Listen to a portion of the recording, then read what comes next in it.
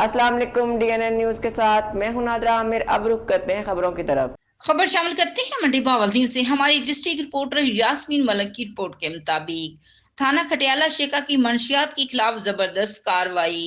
District police officer मंडी बहावलदीन रजा सफदर काजमी की हदायत पर जेरे निगरानी DSP सदर सर्कल अमराबाद शराजी, SHO थाना खटियाला शेखा मिर्जा आफ्ताब बेग और इनकी टीम जफर अब्बास SI की मंशियात के खिलाफ जारी मुहिम के दौरान मुलजमान जफर इकबाल के कब्जे से शराब, बीमा, कशीदगी सामान समेत गिरफ्तार।